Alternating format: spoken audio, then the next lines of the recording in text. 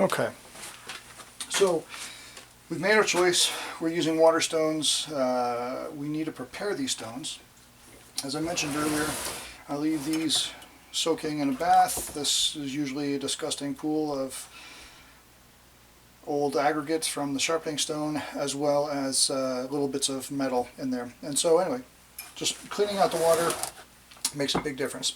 So in using these stones, when you're sharpening, it's going to create little dish or indentations in all of the stones. So every single time before I sharpen, during the time that I'm sharpening, and then when I'm done with sharpening, I always go back, flatten these stones so that they're ready to go for the next time.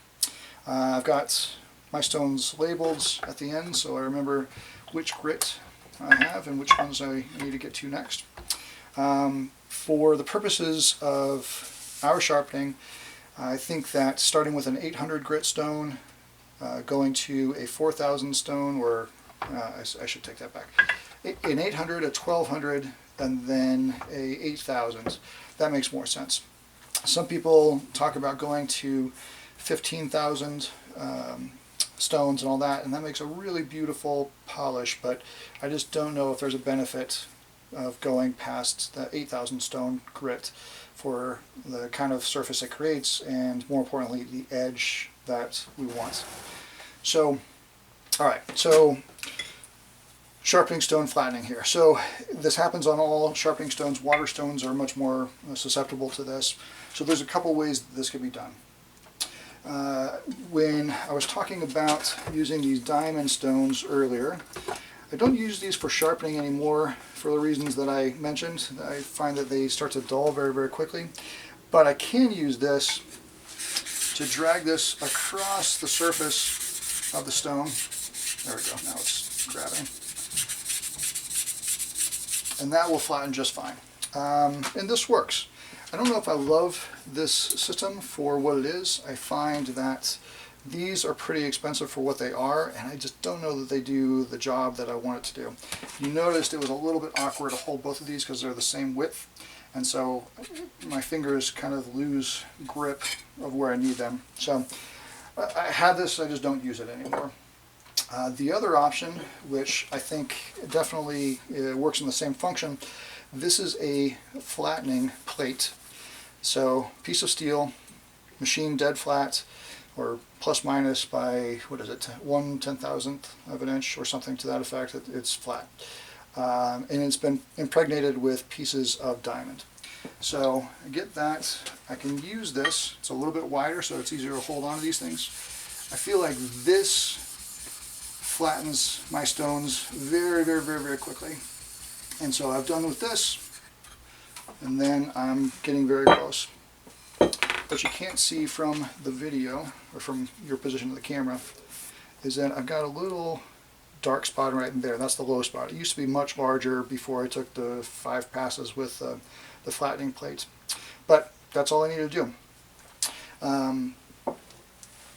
Conversely, there is another option using this piece right here. So this is just a granite surface plate. It's being machined to dead flat, and so I could use this as a reference, but there's no abrasive in the granite honing, or this granite chunk here. So I can't rub this back and forth and have any material being removed from the granite onto the sharpening stone, or vice versa. So I need to have an abrasive in place.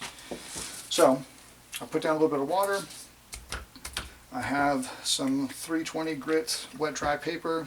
It can be more aggressive if you choose. It depends on how badly or how far out your sharpening stone is. So by doing this, I have a much larger surface to bring the stone back and forth around.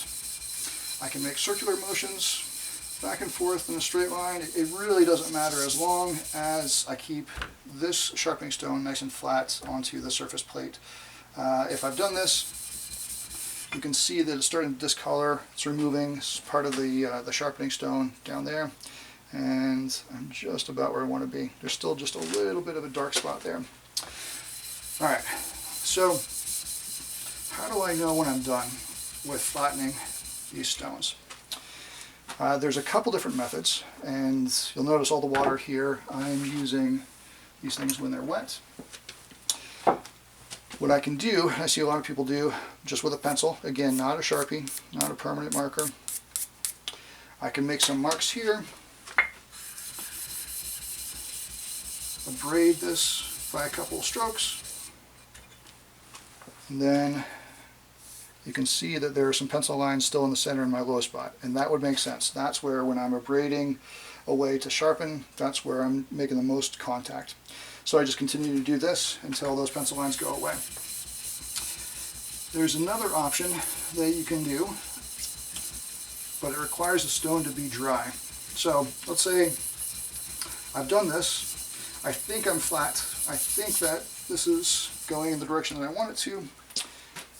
And that's good. I still see a faint section of 2 lines in there, so I'm making progress for sure. So I need to wait for this to dry, and as I mentioned before, when keeping these stones ready, I always leave them submerged into a bath of water so that they're ready to sharpen. I wish I knew where my square was.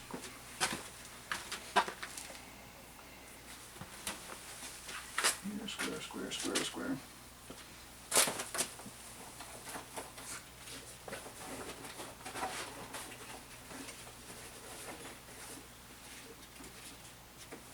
My straight edge has eluded me. Even my backup straight edge. Alright. Fortunately, I have a third straight edge. Alright.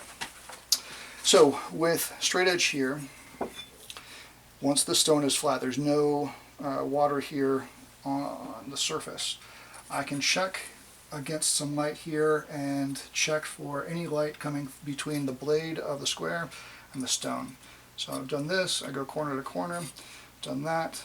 If I don't see any light coming through, again working against the light, then I should be flat. If this is wet, the water creates a bit of a bridge from the stone to the blade of the square, and you lose the effectiveness of that test. But a couple more passes right here, or going back to the flattening plate here, then this one's ready to go.